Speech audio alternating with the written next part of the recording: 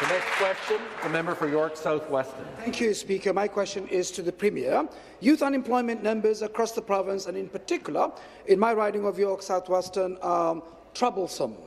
While we are still feeling the economic effect of the pandemic, a clear strategy and youth unemployment initiative needs to be in place.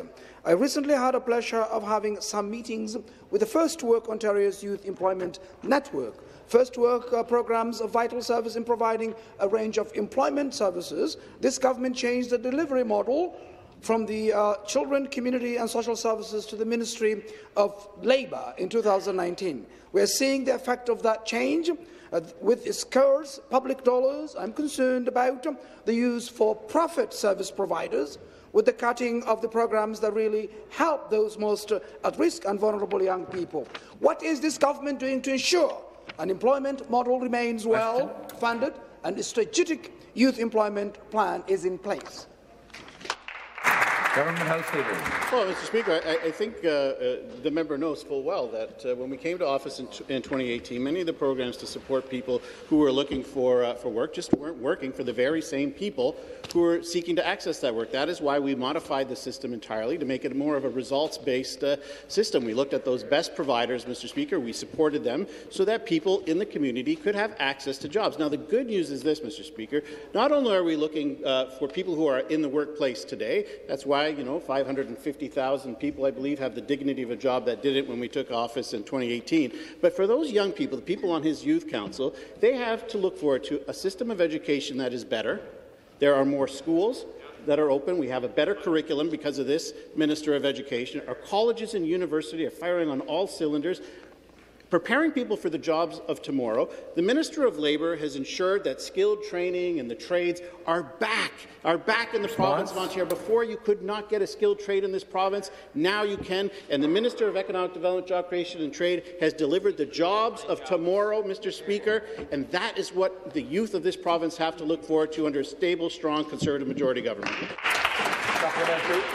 Thank you. Back to the Premier. I'm honoured to have guests in the public gallery this morning from our York South Weston Youth Council.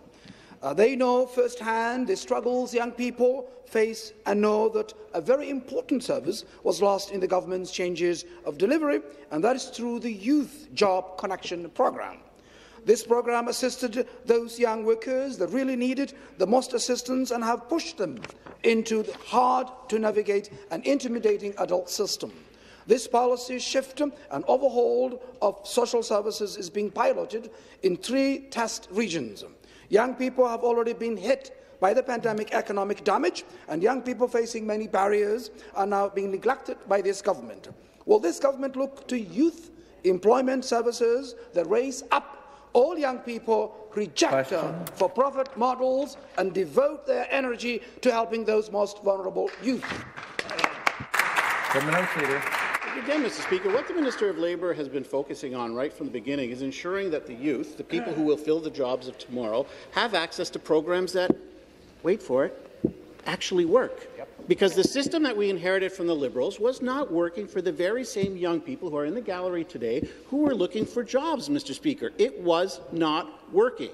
Our education system had let them down. Our colleges and universities had let them down.